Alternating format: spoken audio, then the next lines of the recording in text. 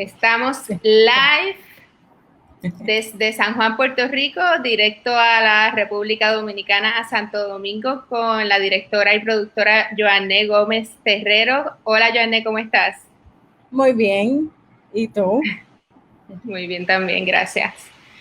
Joanné, hoy vamos a estar conversando sobre tu quehacer como directora y productora dominicana, mujer, sobre los temas que a ti te interesan trabajar y sobre tus dos documentales terminados de largometraje. Bueno, son de 52 y 53 minutos. Caribbean Fantasy, un documental muy emotivo, ganador del premio al mejor documental en el Festival de La Habana en el 2016. ¿Verdad que sí? Felicidades por eso. Gracias. Y Bajo las Carpas, otro documental realizado en Haití. Sí. Entonces, Joanné, vamos a comenzar hablando un poco sobre, quiero saber cómo se encuentran allá en la República Dominicana y en qué momento histórico-político les agarró esta cuarentena, para ponernos un poco al día con lo que Sí. está pasando por allá. Bueno, justo las elecciones municipales se cancelaron en el mes de febrero y eso causó un estallido, ¿no? Hubo unas manifestaciones multitudinarias, no solo en Santo Domingo, sino en todo el país. En todas las grandes provincias hubo una manifestación bastante grande de gente joven que fue la que propició todo este movimiento, y luego se unió gente de todos los sectores, ¿no? Y luego esas elecciones que fueron canceladas, pospuestas, se retomaron en marzo y entramos en cuarentena justo después de las elecciones. Y toda esa movilización, todo ese increciendo que hubo desde febrero hasta marzo, paró de golpe con el tema del COVID y ahora mismo estamos en cuarentena. Sí, recuerdo haber visto algunas noticias también entre nuestros compañeros dominicanos por las redes sociales de que hubo también probablemente una baja participativa en las elecciones porque ya se venía a venir, ¿verdad? La cuarentena. Sí, la participación fue como de un 50% de votantes. Pero también hay quienes dicen que casi siempre en las elecciones municipales no hay no se vota tanto como en las elecciones presidenciales. Entonces, Uh-huh. también tiene que ver el tema del COVID y el tema de que la cultura del voto en Dominicana está más volcada hacia las presidenciales que hacia las municipales. Y Joanne, así un poco por encima, ¿cuáles eran los reclamos, ¿verdad? Los puntos importantes. Bueno, sobre todo, casi siempre ibas a ver en todos los carteles solicitaban democracia, porque nuestra democracia se ha limitado a votar cada 4 años. Es como la única opción que tenemos, porque no hay participación ciudadana en los procesos y en las tomas de decisiones. Entonces, la democracia de transparencia y sobre todo que se exigía cárcel a los culpables. Hace una semana la OEA publicó el resultado después de analizar qué fue lo que pasó, y supuestamente lo que pasó fue un error humano y un error informático, pero hay una incomodidad de parte de todo el gran grupo de manifestantes, porque no creemos en esa versión de que solo fue un error informático, porque nos hicieron todo un circo alrededor de ese proceso diciendo que estaba vinculado a la oposición, que la oposición había Uh-huh. intervenido, que hubo ciertos temas. Incluso hubo un técnico de la compañía de Claro que estuvo en el proceso que también fue involucrado, pero de repente los resultados dicen que no, que solo fue un error. Y sabemos que la OEA ha trabajado en complicidad con el partido de gobierno. porque si no, no estuvieran tan tranquilos. Y se me olvidó cuál era la pregunta. Esa misma, la pregunta para poder entender el reclamo, que además fue un reclamo Sí. básicamente de parte de los jóvenes, y comentábamos antes pues que nosotros justo acabamos de pasar también por esa situación y por ese reclamo que fue nuestro verano del 2019, donde también los jóvenes, bueno, y todo el sector se tiró a la calle también exigiendo transparencia. Sí, era eso, una exigencia de democracia y además que haya lo que se llama un régimen de consecuencias, que no existe en nuestro país, no hay un régimen de consecuencias.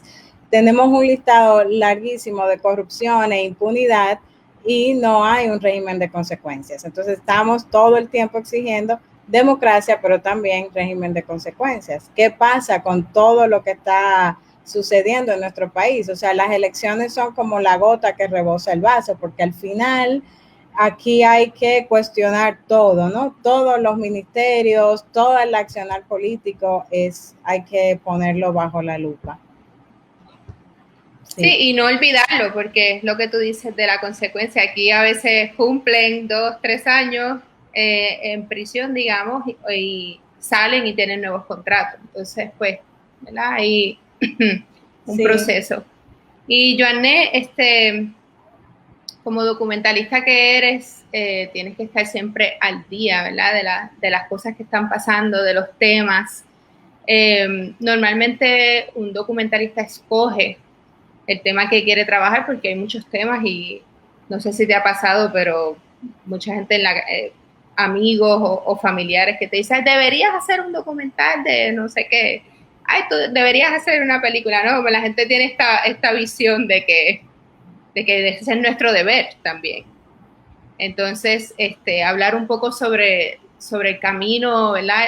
El camino complejo que nos lleva hacia quedarnos con un tema y saber que en ese tema y que en esa historia que se va a contar vas a poder tratar muchos temas, ¿verdad? Porque los temas están ahí reflejados. Entonces vamos a empezar hablando de Caribbean Fantasy y de cómo encontraste ese tema. Yo tengo aquí, porque me pareció interesante, encontré diferentes sinopsis escritas sobre el documental. Yo siempre me parece interesante cómo uno va cambiando la sinopsis, ¿no? Para explicar de qué se trata el documental.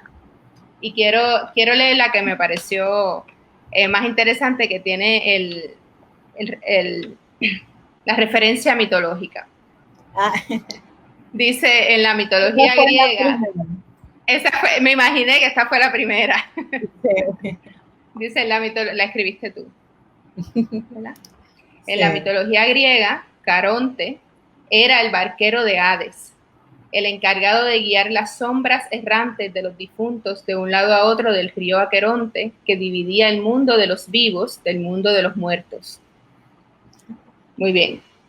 Rudy, que es el personaje principal del documental, uno de los dos personajes, como Caronte, transporta todo el día pasajeros en el río Osama.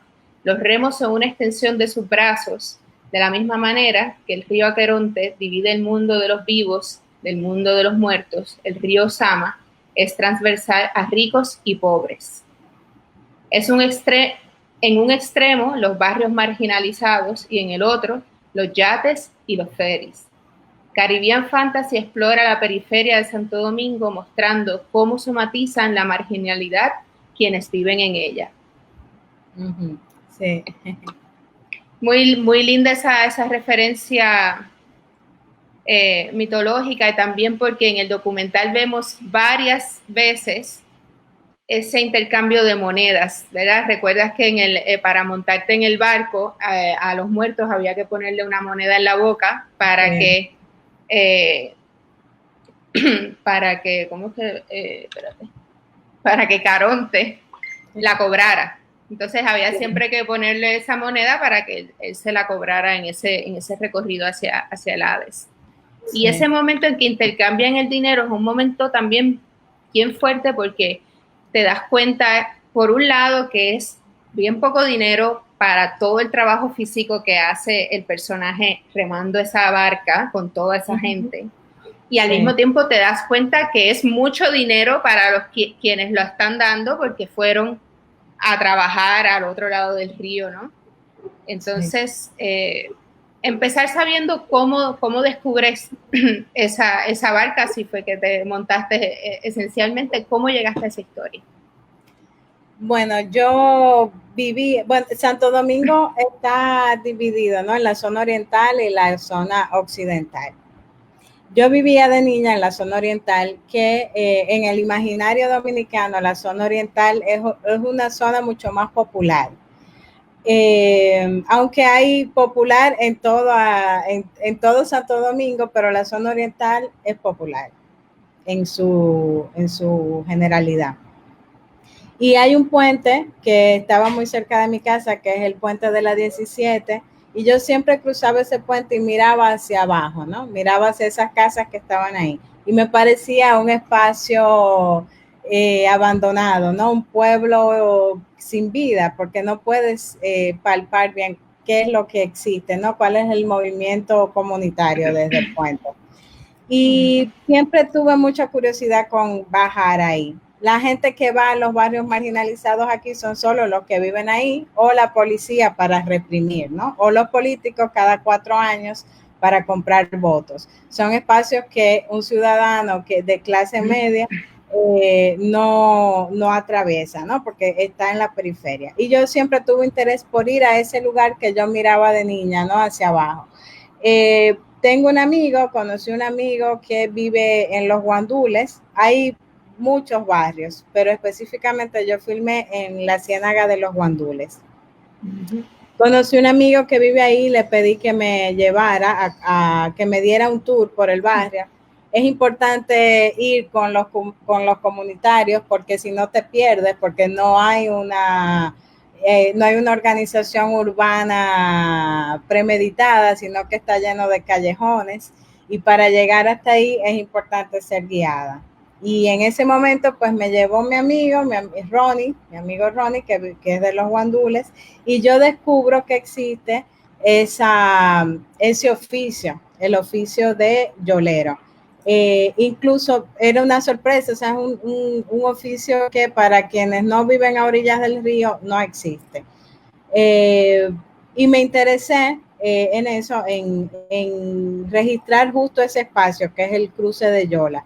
Y lo siguiente que pasó es que conocí a todos los yoleros e incluso hay yoleras también. Y con Rudy fue particular porque me pareció que Rudy era el hombre más empobrecido de todo ese espacio, porque él vive justo a orillas del río, en un lugar donde todo el mundo tira la basura y en un espacio también que se inunda cuando hay lluvia.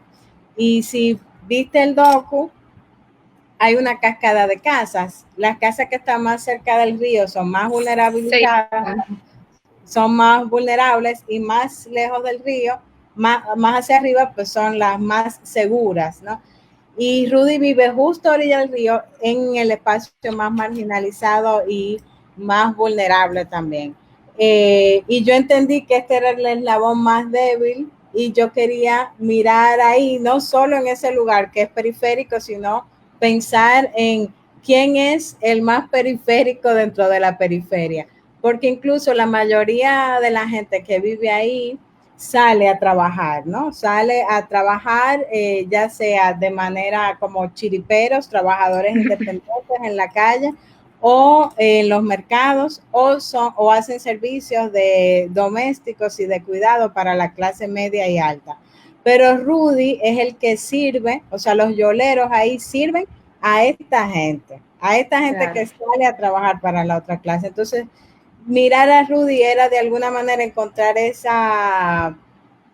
eslabón, que es el eslabón más débil de todo ese sector. O por lo menos es la manera en la que intenté simbolizarlo dentro del documental.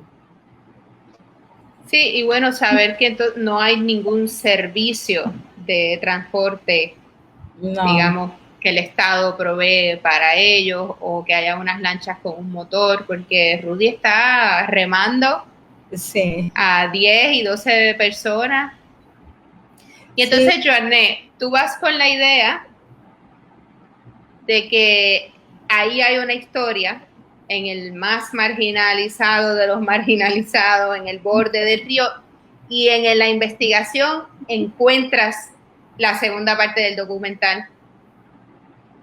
Sí, bueno, O sea, casi encuentras al siempre. otro personaje, que es su pareja. Morena, sí. Bueno, pero una cosa con el transporte. Ahora mismo hay un teleférico que funciona, que conecta los barrios, que conecta varios barrios el teleférico. Y eso también amenaza un poco el cruce de Yola. Que es un teleférico que empezó a funcionar después del documental y también están movilizando varios sectores. Y eso hace también que se reduzca el cruce de las personas con la Yola. Y puede que el trabajo de Rudy esté ahora peligrando también. O sea, que él se quede sin acceso a trabajar porque es lo único que sabe hacer. Pero bueno, a mí usualmente lo que me pasa, respondiendo la pregunta, es que yo me intereso en los lugares y en esos lugares encuentro a un personaje o a una personaje que porte el tema que yo quiero trabajar y es un poco la manera de yo acercarme a los documentales. Y en este caso específico de Caribbean Fantasy, conocí a Rudy, me pareció interesante y Morena vino después. O sea, encontré en Rudy que era el personaje que portaba el tema, ¿no? Y que simbolizaba eso que yo estaba buscando allí, que a veces no lo tengo tan claro, sino que el mismo proceso me da esa claridad o me ayuda a encontrarme. Entonces con Morena ya vino Morena añadida a Rudy. En un principio, Claro. en el proceso de desarrollo del documental, Morena no quería estar en el documental por todo lo que implicaba, ¿no? Porque era revelar su vida y todo el riesgo que conllevaba eso por su pareja, por su marido oficial. Y resulta que cuando ella vio, al finalizar todo el año de investigación y de desarrollo, ella se dio cuenta de que sí, que era cierto que íbamos a hacer una película y decidió, cuando vio todo el equipo, la gente y demás, ser la protagonista. Lo que hizo cambiar todo lo que yo tenía en mente, ¿no? Porque ella sí quería estar y entonces estaba todo el tiempo presente y la integramos. Y yo puedo decirte que fue la integramos en el proceso, porque ella no, en un principio no estaba contemplada en el guión que tenía. Bueno, ella se convierte en una protagonista, pero también la edición que trabajaste, sí, bueno, quiero un break aquí para saludar a todos nuestros compañeros, Alejandro Andújar, ahí conectado también desde la República Dominicana, guionista, productor y director, Pablo Impeluso, argentino radicado aquí en Puerto Rico, y Yan Yan, que nos saluda desde Canadá, no sé, todavía Yan Yan, director también haitiano dominicano, y Carlos Soriano, En dominicano, Canadá, pero no, en Montreal, Canadá también, Montreal. y Muchas Marta, gracias. en Dominicana. Marta Checo, Muchas gracias. el Power y Setevian. Los exetevianos caribeños en acción. Sí. Bueno, estábamos conversando sobre cómo si mantienes en el documental el formato de poder presentarlo a él como el personaje que tú se nota que quisiste investigar y cómo ella va apareciendo en una especie de fade-in y después se queda con todo el documental y me imagino que ella también ve la oportunidad de exposición porque ella es muy gracioso como en un momento ella dice pues cuánto tiempo es que ella lleva practicando es evangélica. Ajá, es evangélica. Y entonces pues dice pues que acaba de comenzar, como quien dice, ya está ahí 100% dedicada. O sea que también pienso que vio en el documental un espacio de exhibición para lo que ella también quería decir.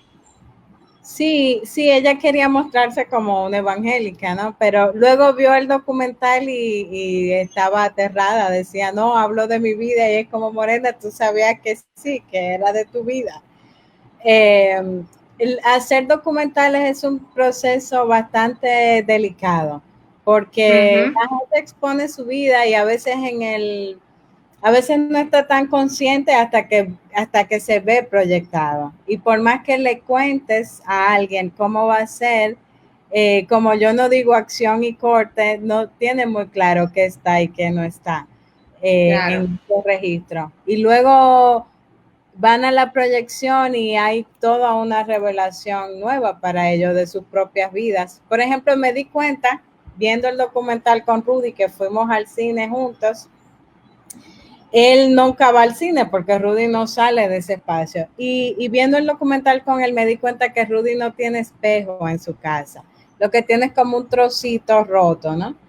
Y él estaba maravillado consigo mismo cuando lo vio, porque él no se ve, nunca se ve, no tiene espejo, no tiene ese elemento que es tan particular para, o tan cotidiano, tan ordinario, siempre está ahí. Rudy no lo tiene. Entonces cada personaje procesa el documental de manera distinta, ¿no? Y con Morena ahora está más relajada porque su marido murió, entonces ella está más relajada con la exhibición del documental. Qué bien. Bueno, hemos estado compartiendo el documental en la página de Adoc PR. Hace 2 o 3 semanas que lo liberaste, lo pusiste, ¿verdad? Accesible para el público. Así es que todos los que nos están viendo, aquí va. Lo acabo de postear también en nuestra lista. Carlos Soriano nos hace una pregunta, un comentario, es muy histriónica, y el agua del río no lo refleja porque está sucia. Claro, es verdad, es triste, pero es real. Hola Ernesto, Ernesto es un brasileño que Ernesto conoció. Stock dice que adora ese filme. Sí, Gracias. encontré también algunos comentarios en las páginas ¿En la de que? documental puesto, y entonces aquí en algunas páginas del internet que encontré gente comentando y dice, me encanta el estilo, los colores, que mucha melancolía evoca, es que está en inglés, no quiero ahora leer. Me encanta cómo la directora quiso enseñar una realidad tan cruda donde la gente vive, y realmente me rompía el corazón. Así es que me quedé con, ella dice que se quedó con querer saber más sobre qué pasaba, o quizás con una cuña que explicara qué pasaba un año después, pero bueno, ahí tenemos al público, ¿verdad? Que siempre también tiene una manera Sí, de... Ah, mira, hablaba de los espejos, Carlos Soriano, que como el agua está sucia, no se podía ver en el espejo del agua. Qué lindo. claro. Sabes que también eso Anne. pasa como cuando haces un documental, estás filmando un fragmento de la vida de alguien, ¿no? Y entonces es Ujú. muy difícil, muy incierto saber qué va a pasar después. Entonces también yo intento conformarme con ese momento en el que filmo y luego también dejar esos finales abiertos de cada quien de alguna manera hace su propia interpretación y lo procesa, No, y la porque, emoción ya está ahí. Había otra que decía, exacto, la emoción ya está retratada, ¿no? O sea, es como que es un ciclo constante de la vida, ¿no? Se le puede dar un punto final a las cosas, y como documentalista podías seguir filmando siempre, o sea, también como claro, documentalista tienes que encontrar un punto donde digas, hasta aquí voy a filmar. claro.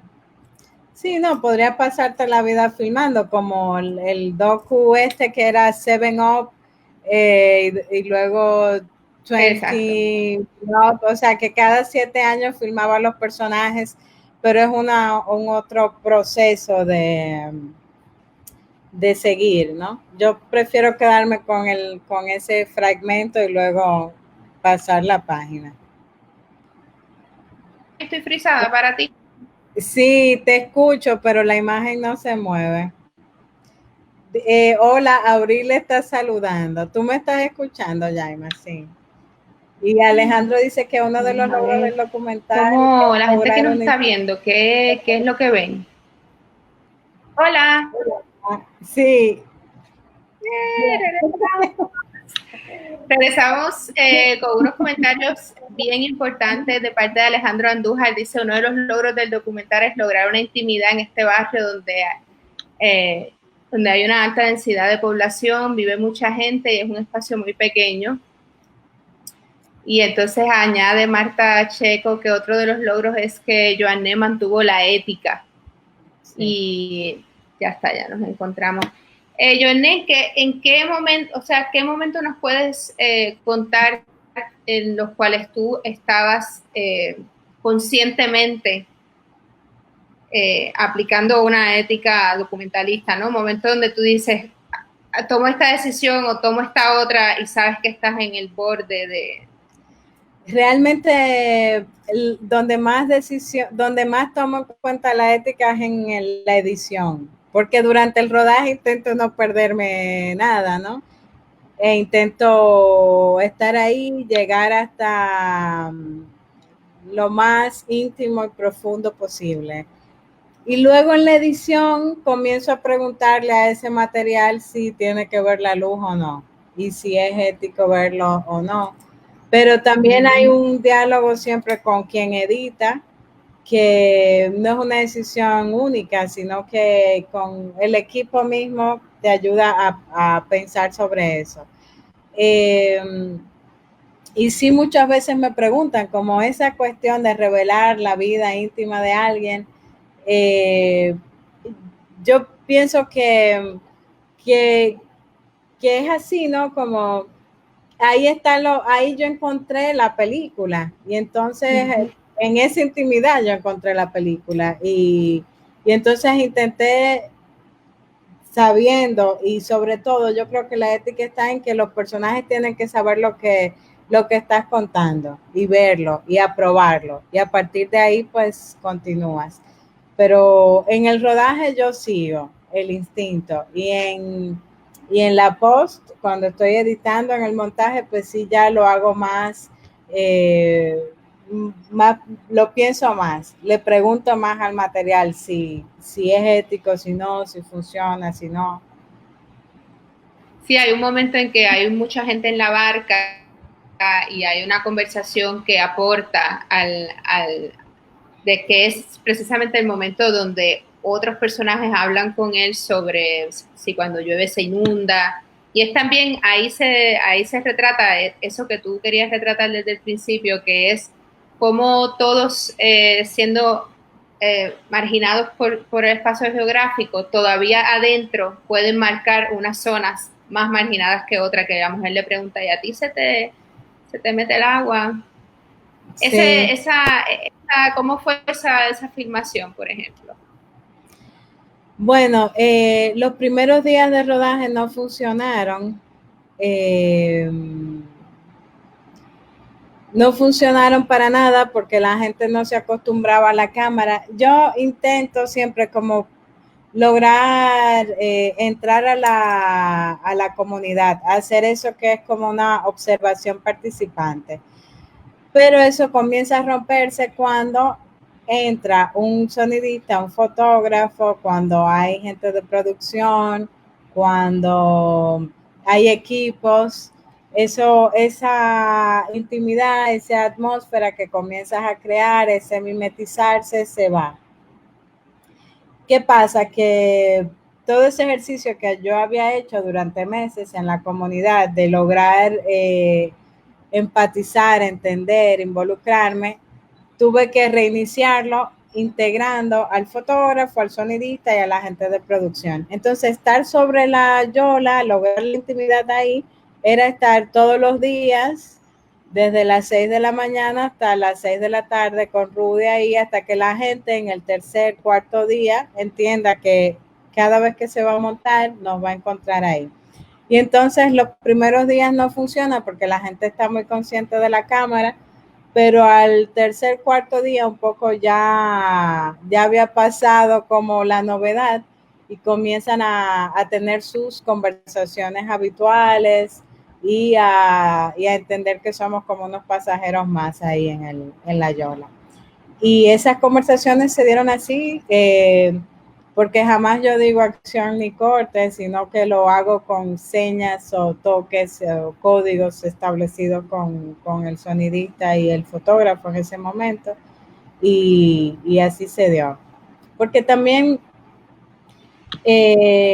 filmar desde el documental y para lograr así como la intimidad y robar cosas de la vida, aunque sabemos qué cosas pueden pasar, pero hay cosas que van a surgir que no saben, que yo no sé. O sea, yo sé que los sábados lo van a jugar gallo, pero no sé cómo lo van a hacer ese día, aunque tenga un montón de nociones, hay cosas que te regala la vida. Entonces, en el docu hay una cuestión de la paciencia y la espera que es muy fundamental, por lo menos en la manera en la que yo trabajo, que tiene mucho que ver con esperar que suceda. Hay momentos en los que puedes provocar cosas, pero provocar es poquísimo, ¿no? Entonces, todo lo que surgió en la barca tiene que ver con esperar ahí hasta que la gente ya hasta te que entienda. suceda. ¿Y cómo fue la entrevista para ya ir un poco también entrando en el próximo documental? Aquí comenta Alexander Rodríguez Aponte: me encanta la naturalidad del documental, eso hace que se vea y se sienta tan real, cosa que ciertamente es, y uno pueda conectar tan íntimamente. Definitivamente hay una cámara ahí adentro de esa casa bien íntima con ellos, y aunque hay un momento de entrevista que incluso te escuchas tú, es como parte también, o sea, no hay ese rompimiento entre cine observacional y cine de entrevista, sino que se siente natural, ¿no? El momento que entra y cómo tú también estás dialogando con ella de mujer a mujer, como, ¿no? Como que ella se siente también respetada con el hecho de que se quiera conocer más su realidad y las decisiones que ella toma y por qué las toma. Sí, esos momentos de entrevista, justo el primero que aparece donde ella revela un poco lo que está pasando, ocurrió la primera vez que ella decidió ser parte del documental. Ella llegó un día y por eso está filmado como con otra estética, ¿no? Porque fue algo hecho en el momento ahí. Y las preguntas son totalmente genuinas del momento, ¿no? No fue nada que yo pensé antes para ella. La segunda entrevista que está al final, sí la pensamos un poco más de seguir entendiendo, sobre todo porque se nos acababa el tiempo. Filmar el docu estaba vinculado a un fondo que nos daba un tiempo en específico para rodar, una fecha límite para entregar.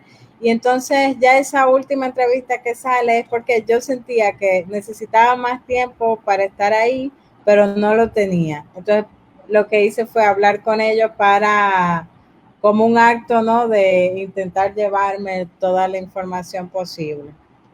Ahí viene Alejandro, pero a nivel de dirección se siente un interés real por el personaje, nunca se vuelve un documental sobre la directora, siempre sobre los personajes y dejando ser los personajes.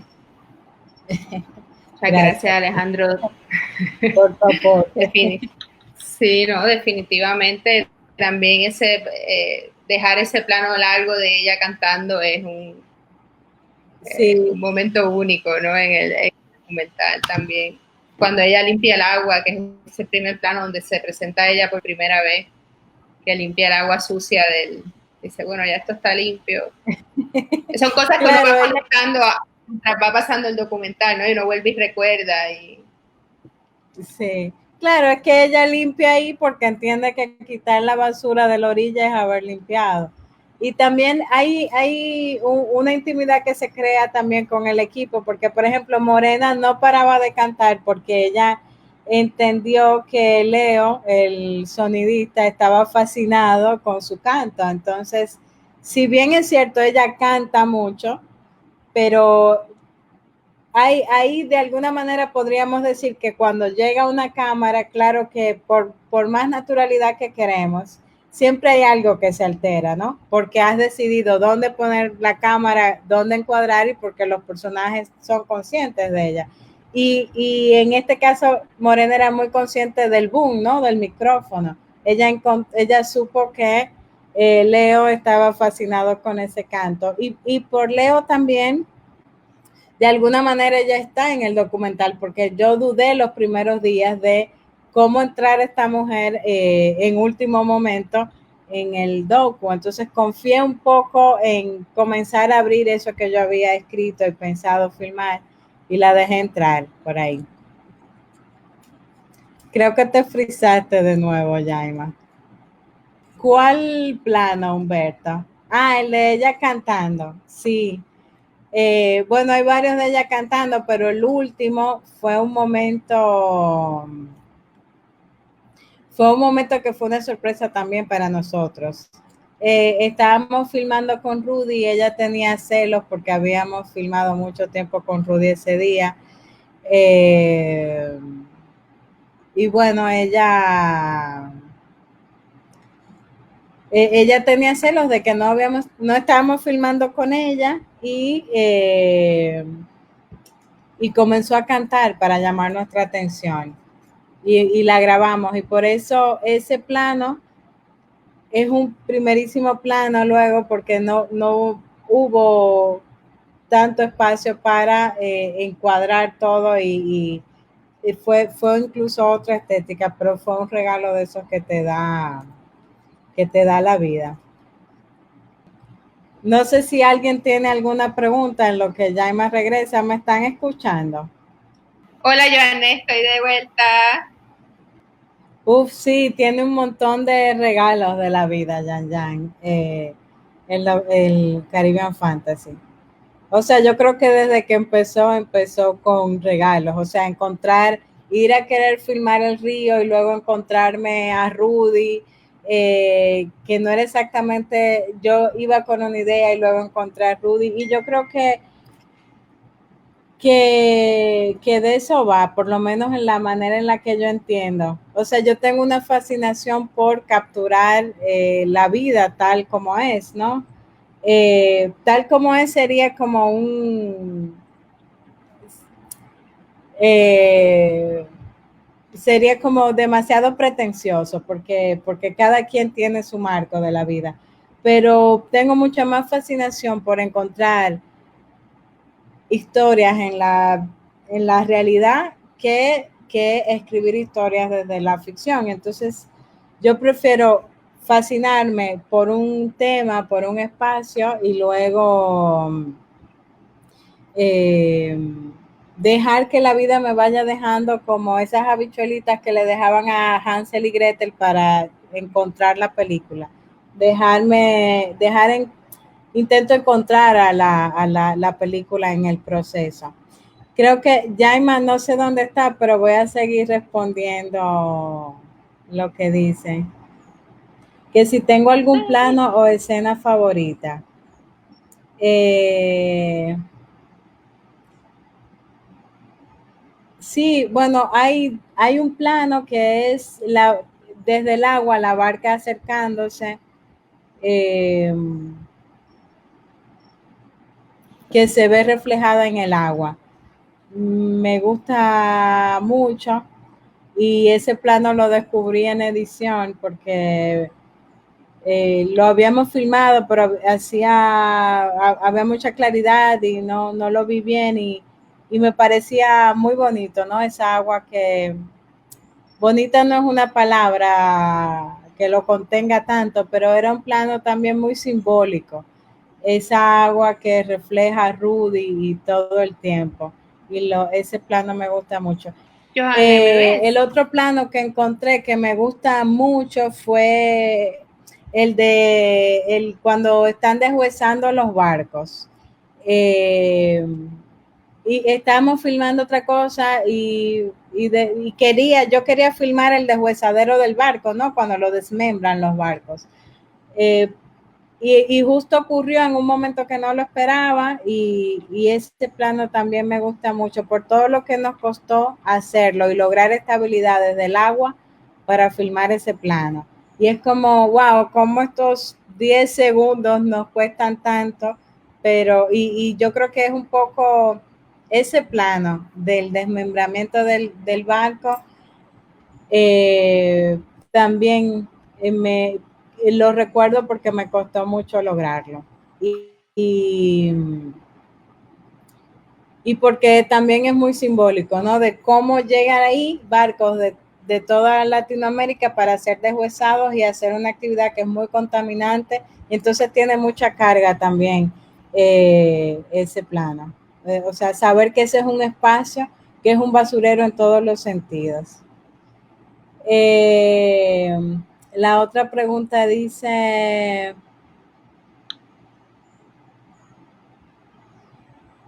si se oye, hola Xochitl, hola Ramón. Dice Carlos que si tiene un final feliz o un final triste. Tiene un final abierto y es un final que se puede interpretar. Para mí es un final que es un choque con la realidad, ¿no? Y ese es un plan, el último plano de la película es como el plano más armado, porque es un lugar al que Rudy nunca va. Y es un lugar donde él no va y yo lo llevé. Eso es un espacio, es algo que yo creé porque yo entendía que, que la fantasía del Caribe, ese imaginario del Caribe que nos describieron al Caribe, no lo escribimos nosotros, lo escribió otra gente, ¿no? Ese Caribe que nos inventaron, que vende playa, arena, sol, mujeres y demás, esconde detrás muchas cosas. Entonces yo fui a buscar ese plano de ese barco gigante que oculta una otra realidad. Y entonces yo creo que el final, más que feliz o triste, es como un choque con la imagen que hay detrás de la postal que nos venden del Caribe. Yan Yan dice, ¿a qué crees que se debe esos momentos de verdad? No entiendo bien la pregunta, ¿cuáles momentos de verdad? Yo creo que no entiendo bien. Los momentos de verdad, ¿cuáles son, Yan Yan? Dime de nuevo. Galelena, hola. Carlos, también podemos hablar de Bajo las Carpas. Sí, bueno, Bajo las Carpas yo lo filmé. Eh, lo filmé en Haití. ¿Me siguen escuchando? Sí, se sigue escuchando. Porque Yaima Yo desapareció. estoy No sé aquí, pero tú qué, no me si ves ni me sigo oyes. hablando, ¿no? Esperamos que venga por ahí. Mientras tanto voy a ir preparando el enlace de Bajo las Carpas para que lo puedan ver. ¿Me escucha, Joanne? Sí, te escucho. Yo, Gracias. yo seguía respondiendo pensando que tú no estabas. Muy bien, todo. Vamos muy bien. Oigo tu mente, Oricel Castro. Bueno, que Oricel lo escucha todo. Desde Quito, saludándonos, gracias. Yo iba a responder una pregunta de Carlos, ¿no? Bueno, lo que pasa es que tenemos aquí varios temas abiertos. Carlos Soriano y Yan Yan están Ah, motivadísimos con lo que ocurre en las escenas que los actores te regalan. ok. Y entonces quieren que hablemos de Bajo las Carpas. Yo creo que podemos ir a hablar sobre Bajo las Carpas, ¿no? Si Sí, quieres contestarle a Yan Yan, él también te había preguntado cómo estudiaste documental en la escuela de producción, en la escuela de cine de San Antonio de los Baños, donde estudiamos ambas y éramos amigas en el pasillo. ¿Y cómo te convertiste documentalista?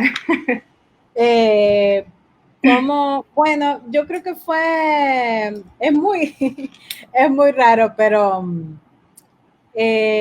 yo me acuerdo que, ¿cómo se llama ese director de la escuela que brasileño de los Fernando. principios? No, el, por favor, se me olvidó alguien que me ayude. El que era Gente brasileño. de la generación. Marta Checo debe saber. Bueno, me acuerdo que un día que yo estaba en el pasillo y él me preguntó si era director. Cenas, Orlando Cena. Orlando.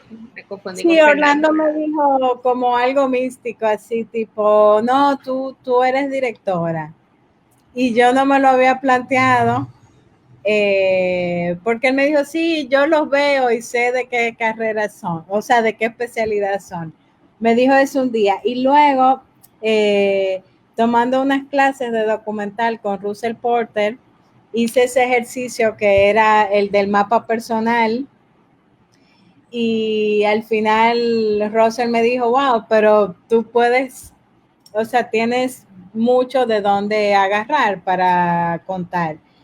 Y no porque me lo hayan dicho, pero de repente es que yo no estaba mirando ahí lo que tenía que ver. Y me di cuenta que sí, que me gustaba como observar la vida, ¿no? Desde un lugar, de observarla, ¿no? Como hacer observación participante. Y eso lo vinculé al documental, sobre todo cuando hicimos el ejercicio de campismo, y luego esa serie documental. Yo hice producción, pero estaba fascinada con todos esos procesos y a partir de ahí tuve como me enganché con el documental, me gustó, tenía muchas dudas, un montón de inseguridades, ¿no? Que me imagino que todo el mundo tiene, sobre todo porque comienzas a aprender desde cero, ¿no? Cuando tienes información de otras especialidades, miras el documental yo miraba el documental desde el lugar de la producción. Y luego con el devenir me ha servido mucho haber pasado por producción porque me ayuda a pensar en el proyecto de una manera factible. O sea, yo puedo Práctica, claro. pensar como esto es posible, esto no, dónde Ujú. toco la puerta. De repente, si no hubiese estudiado producción, jamás hubiese filmado un documental porque creo que es la primera vez con el proyecto que estoy haciendo ahora que tengo un productor, porque nunca encontraba productor.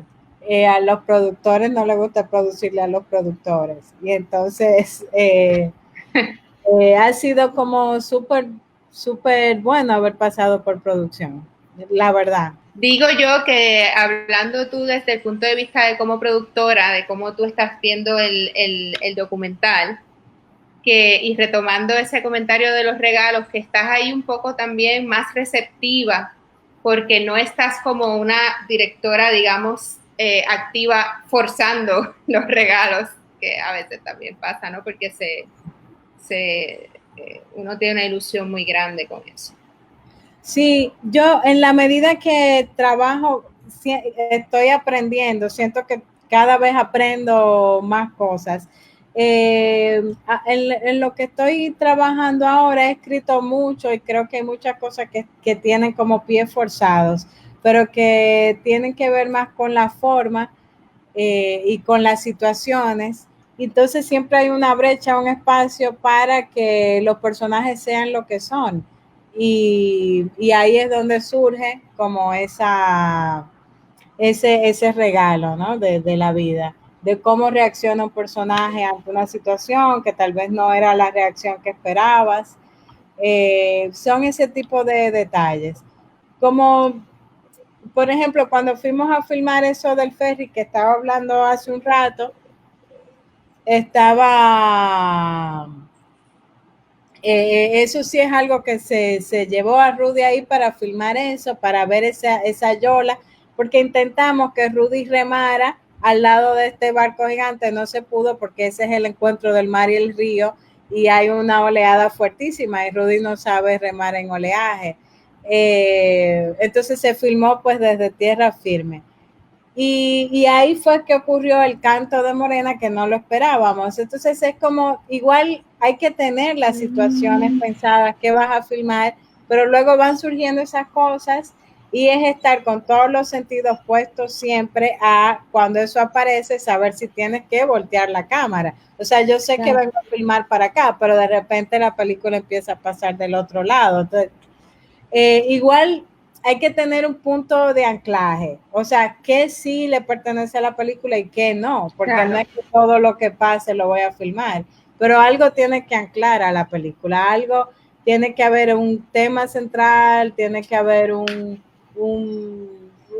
cuál es la reflexión, la pregunta con la que yo me muevo. Entonces ahí yo sé si eso entra o no.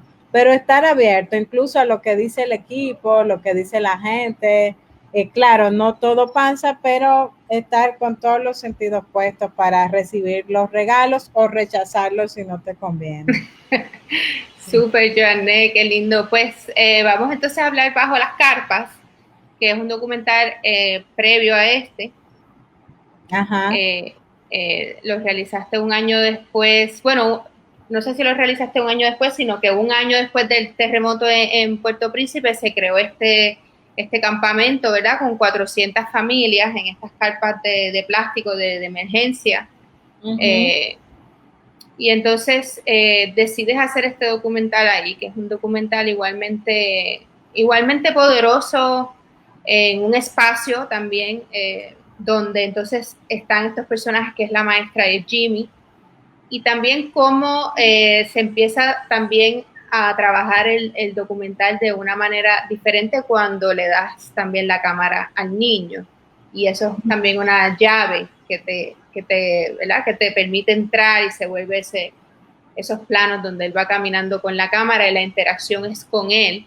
Ajá. Bien interesante porque nos está revelando también una parte bien espontánea de la gente y la relación con él. Y ahí entonces también nos deja ver la alegría natural con la que la gente vive, pero sin embargo el documental en su naturaleza general, pues sí es una oda al, al, al como no quiero decir la palabra, la terrible realidad de lo que es un campamento de refugiados en un país como Haití y bueno, provocado por un terremoto. Sí, bueno, yo filmé igual, yo empecé intentando filmar como un haitiano o una haitiana cruza la frontera de manera ilegal. ¿Qué pasa? Que sucedió el terremoto en el 2010 y eso cambió un poco el punto de partida. Yo quería salir desde Puerto Príncipe y cruzar hasta aquí. Y eso surge porque Silvia, que es una chica que vivió en mi casa, es una chica haitiana que vivió en mi casa desde los 8 o 9 años y que todavía tiene vínculos con mi familia, llegó muy joven, me contó cómo cruzó con su familia siendo una niña y eso a mí me marcó mucho, ¿no? A partir de ese momento yo quería filmar ese cruce de la frontera, que al final es una frontera como imaginaria, porque hay un montón de naturaleza, ¿no? Y las puertas están ahí en medio de la naturaleza. Sí hay el río, hay como diferentes versiones de la frontera, pero también hay mucha montaña, hay un lago. Al final la naturaleza no le puedes poner frontera a la naturaleza, no la puedes limitar.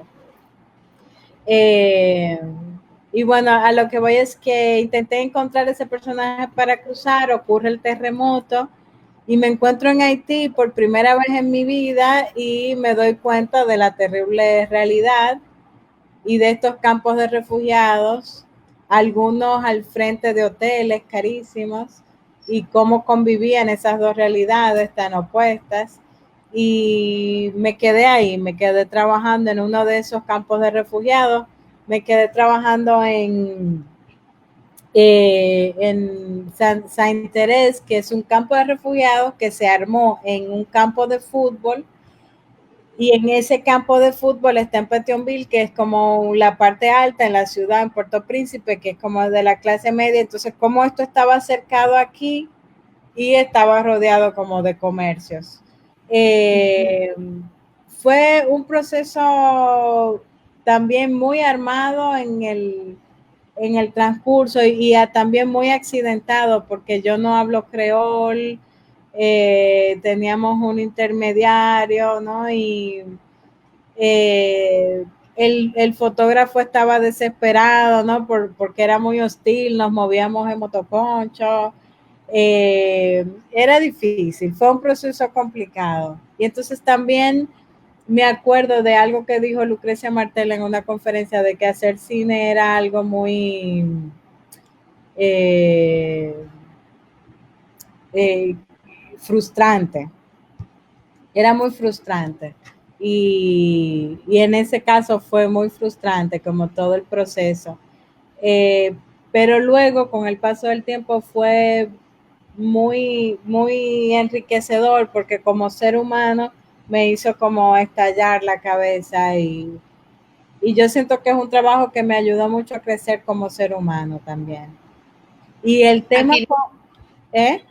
Con Jimmy, no, que exacto, con Jimmy menciona a Alexander Rodríguez que le resultó muy interesante la interacción con el niño, que de documentales que ha visto con la misma temática no había visto ni notado esa interacción con niños, pueden documentar también.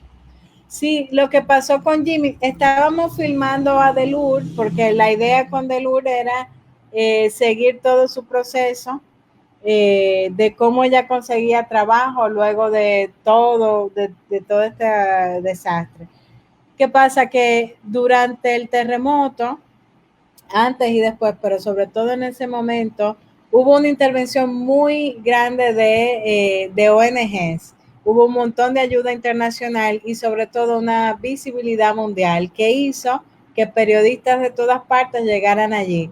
Y de alguna manera la gente estaba harta de tener una cámara sobre su pobreza, ¿no? Sobre su vulnerabilidad.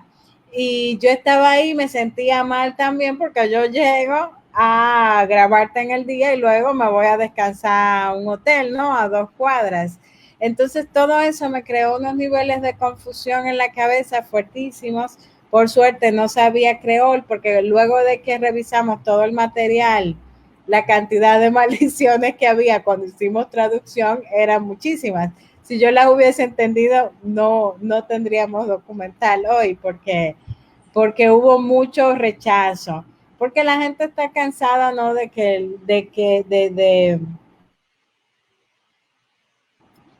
se le esté mirando, ¿no? Sobre su herida. Y pasa con Jimmy, que Jimmy sí me dijo como, ¿por qué quieren robar nuestras imágenes todo el tiempo y venderlas? Porque él siendo un niño lo sabía eso. Y yo le dije, bueno, pues te voy a dar una cámara para que tú también tomes tus imágenes. Queríamos luego usar esas imágenes, pero resulta que Jimmy no siempre daba a grabar, casi nunca, aunque le enseñábamos. Y al final quedó más como una acción performática, ¿no? De Un seguir detonante también para entrar a ese universo. a Sí, él, ese universo también infantil que se sí, demuestra porque sabemos que hace muchos años, ¿verdad? Comenzó la práctica también de documentalistas etnográficos o antropólogos visuales de entregar cámaras y recogerlas. Eh, ajá, pero, pero aquí es diferente, ¿no? Porque tú también estás con él, o sea, también un acompañamiento y no es que el acceso único que tiene ese niño, digamos, a su vida con su familia, que hay mucho de la mamá con el bebé, ¿no? Como que no es que eso se grabó bajo unos conceptos de intimidad, sino que realmente la cámara principal la estaban haciendo ustedes. sí. Pregunta a Xochitl Vergara que cómo trabajas con los niños dentro del docu y nos saluda Gabriel Quiñones a ambas y Sonia Canetti de aquí de Puerto Rico de la Fundación Puertorriqueña de las Humanidades. Saludos a todos. Hola, gente. Bueno, ¿cómo trabajo con niños? A mí no me gusta trabajar con niños, pero Jimmy era un niño particular, porque era un niño en condición de calle. Y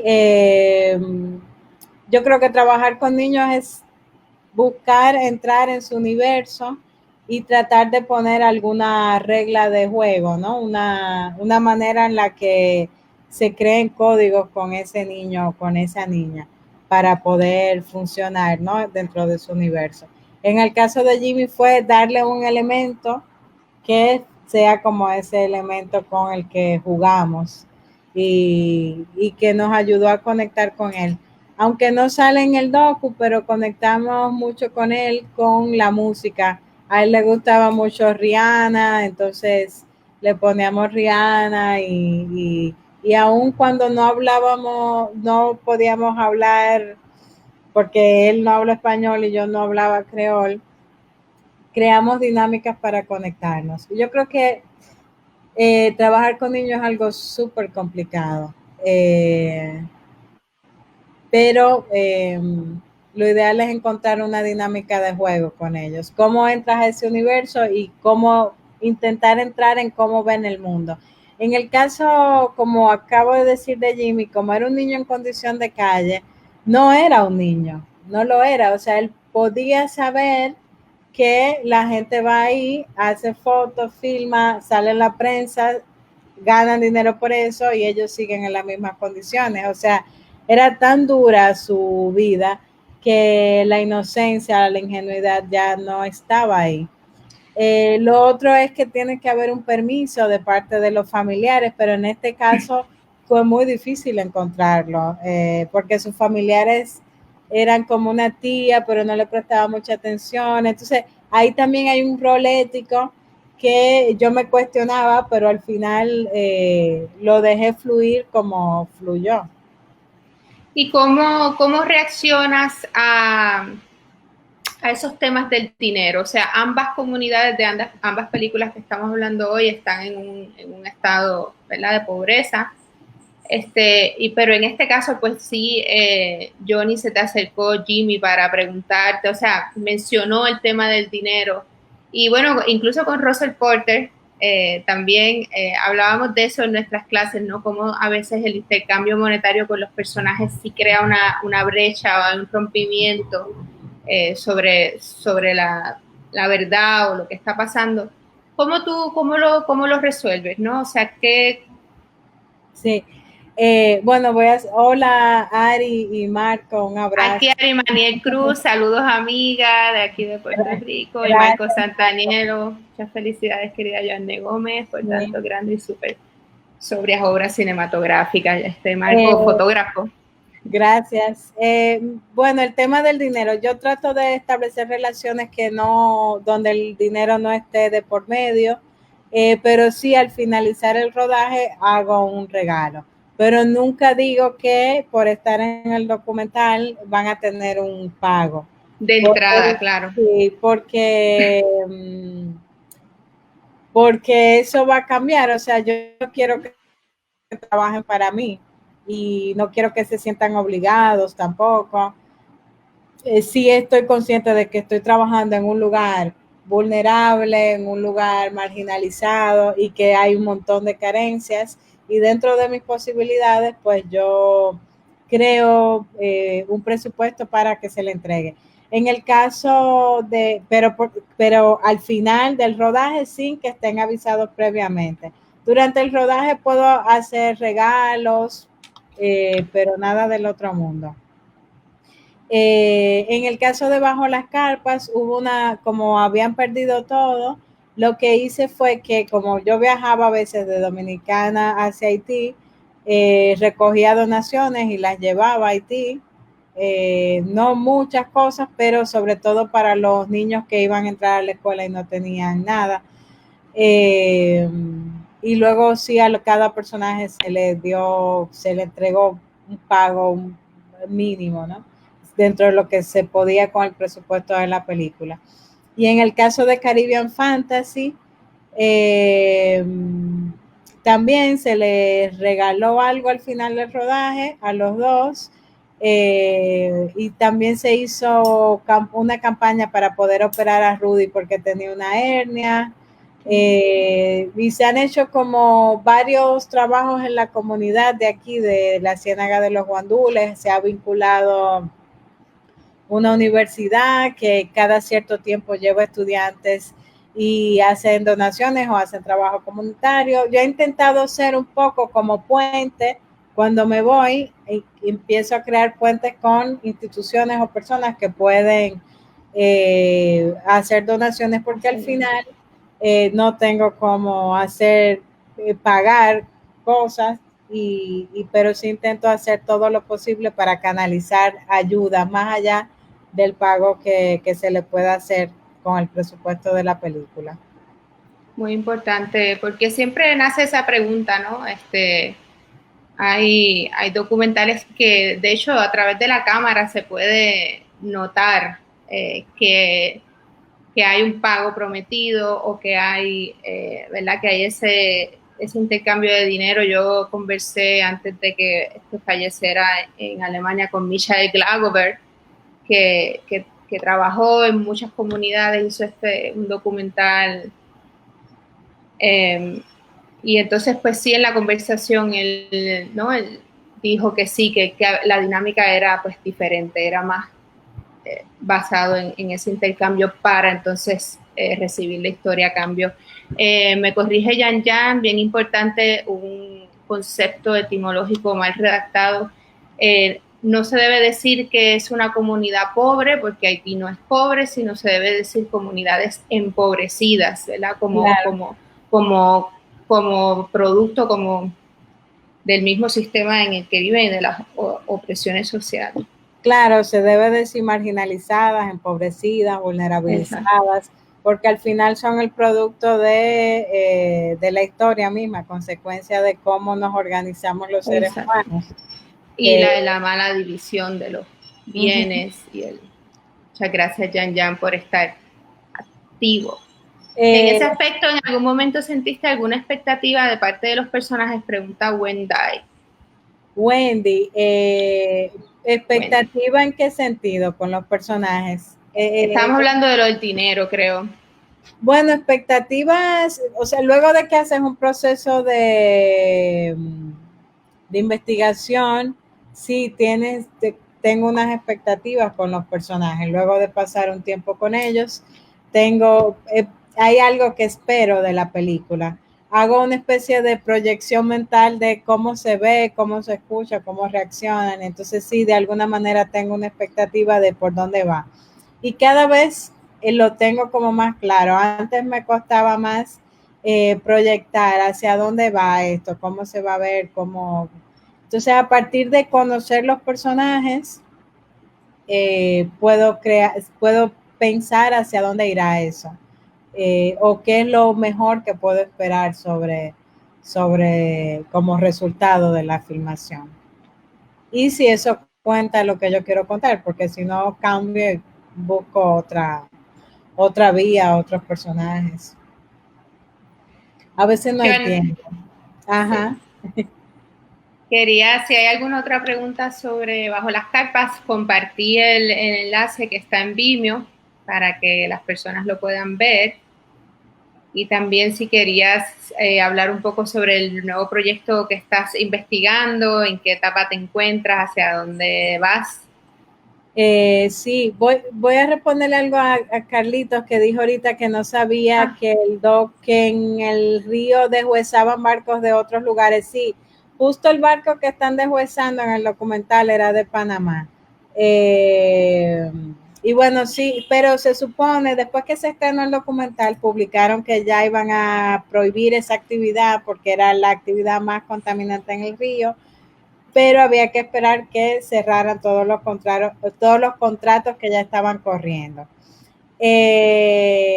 Entonces, la pregunta era sobre lo que estoy haciendo ahora.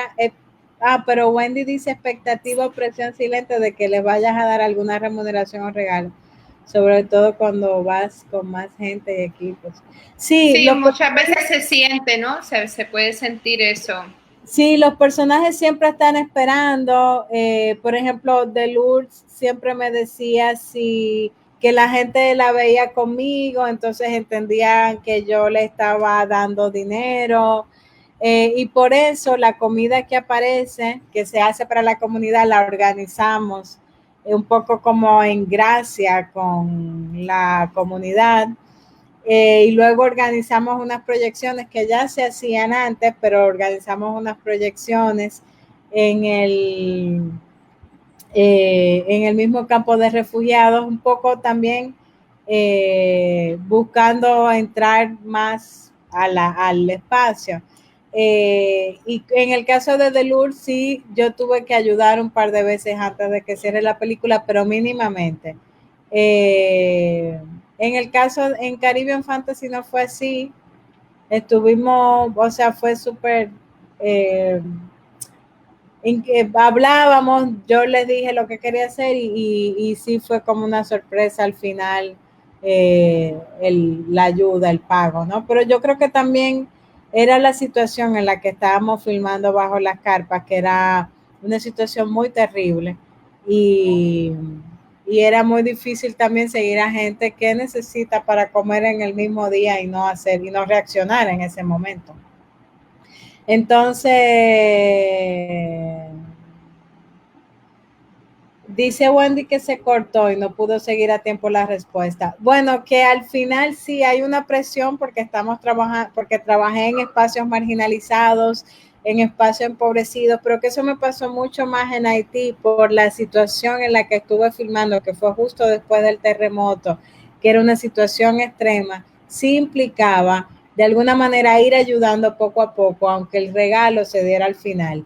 En el caso de Caribbean Fantasy no fue así, porque hubo una relación previa mucho más larga, eh, y ellos estaban, sobre todo con Rudy, él estaba muy involucrado y desde el principio yo le dije que sí, es solo si él quería estar y estuvo de acuerdo. Y luego sí fue una sorpresa al final que él recibiera el regalo que le dimos y en lo que se armó para su operación.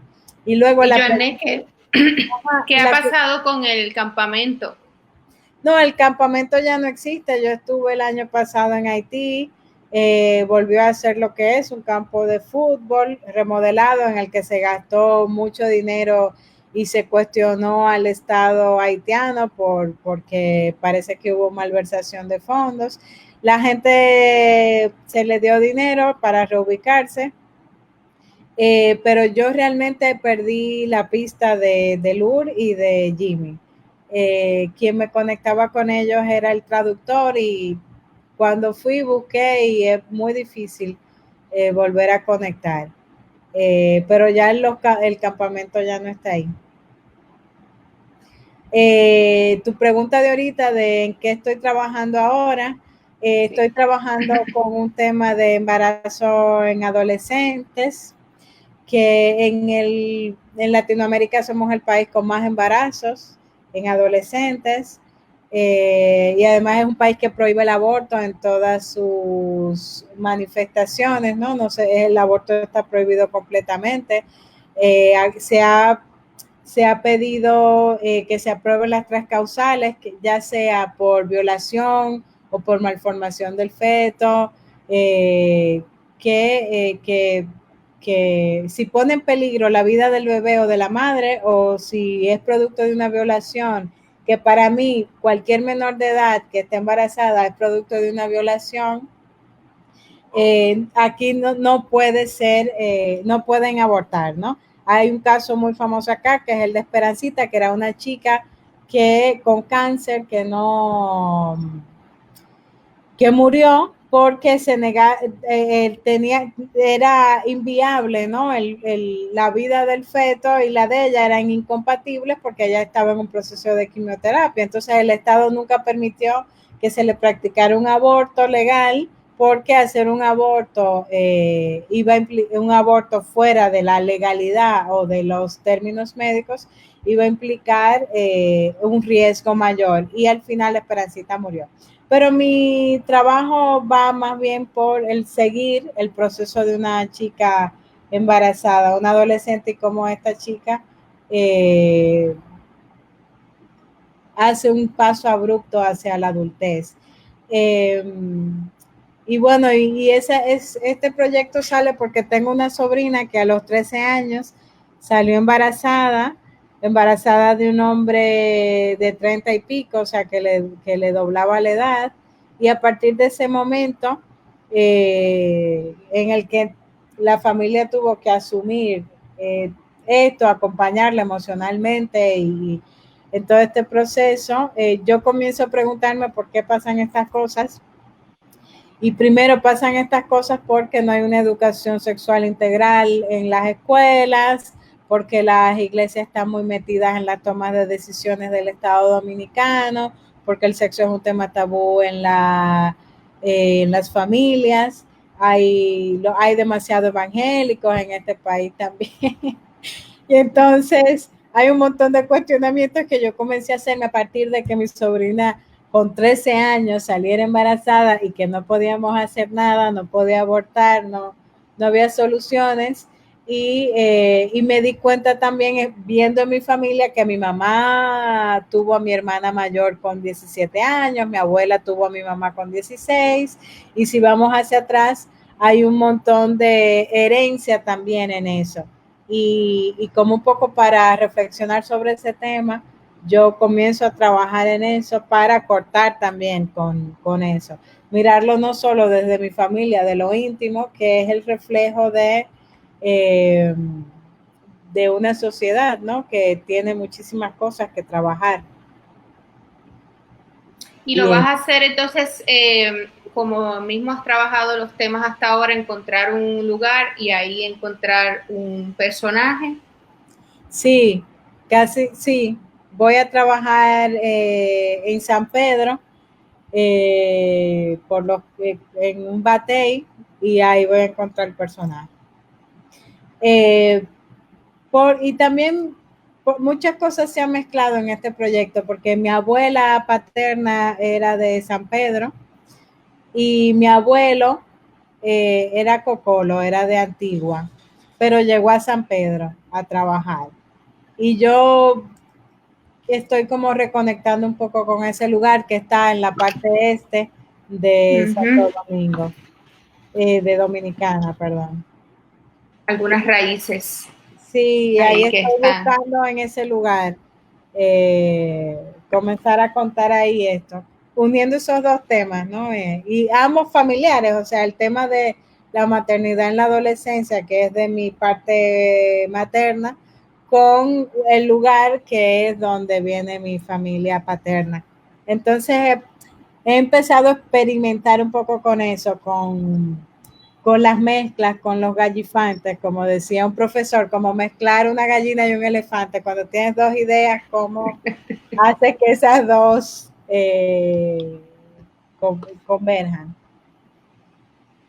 Qué bien, Joanne, o sea que vas a seguir un poco el rumbo del el tema principal, que además abarca, como hablábamos antes de comenzar este live, ¿no? De cómo en un mismo documental pueden haber tantos temas de interés humano, de decisiones, de cosas que tengan que ver con nosotros, de un despertar también de una justicia, de una compasión, ser humano por ser humano, y que todo esto se hace también viable y gracias a esos momentos, ese trabajo, incluso incómodo del que nos estás hablando, de ir a estos lugares y estar ahí y de alguna manera también resistir para poder al final contar la historia o abstraer también esa esencia del tema y de la evolución humana o la involución o como sea que nos vamos, ¿verdad? Moviendo.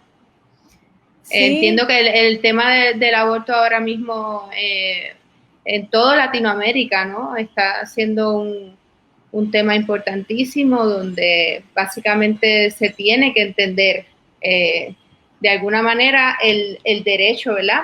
A la vida. Entonces, pues muchas personas lo ven de esa misma manera luchando por lo contrario. Y sí. entonces, básicamente la lucha es por lo mismo. Saludos, Eslavia, Elsa Guzmán. Hola. No, lo que pasa es que Elsa es la esposa de mi papá. Y Ya. mi papá me decía Eslavia. Ah. Duraron mucho tiempo para ponerme nombre y hay como 15 nombres que me pueden decir. Qué lindo. Ese era tu nombre originario. Estaba uno que era Ligia de los Ligiones. Era Ligia de los Ligiones. Todavía me da mucha risa. Pero bueno, por suerte me pusieron Joanne. Fueron más coherentes. Qué bueno que te gusta tu nombre, Joanne. Sí. Bueno, Joanne, creo que ya estamos aquí 84 minutos, más o menos siempre lo que hemos conversado con nuestros directores y directoras invitadas. Desearte mucho éxito, que sigan todos bien allá en las repúblicas. Si hay algo más que quieras o alguna pregunta que quieras hacer al público, el público quiere preguntar algo, aquí en San Juan ya está de noche. Aquí también casi ya. No, por mí todo bien. Agradezco a todos los que han estado en este live y nada, sigan viendo documentales, es lo que puedo decir. Qué bueno. Bueno, pues Joanne, hasta aquí llegamos entonces con nuestro Mauricio Durán. Abrazo grande y éxito. Gracias, Mauricio. Otro abrazo para ti, Mauricio. Gracias, Yan Jan. Yan, gracias totales. Gracias a ti, Yan Yan, que fue un pilar en esta conversación. Sí, No, de verdad, este tipo de conversaciones las hace la gente que va comentando y que van sí. también haciendo el tema mucho más importante. Ahí está José Omer Mora, gracias por compartir. Un Y Alexander abrazo, Rodríguez Aponte, un abrazo, José otro Omer. abrazo, Margarita. Gracias, Margarita Ponte. A mi Pendientes papá, a cuando otro salga el abrazo. próximo proyecto. Sí, Gracias a Margarita, que nos está apoyando incansablemente con todos los flyers para este ad hoc live, y ya pronto otros miembros de la Asociación de Documentalistas de Puerto Rico van a estar también realizando sus entrevistas a otros directores y directoras puertorriqueñas o también internacionales. Ya veremos. Todo es cuestión de tiempo y sorpresa. pues chao. Chao, Joanne. Chao. Gracias. Un abrazo. A ustedes, bye.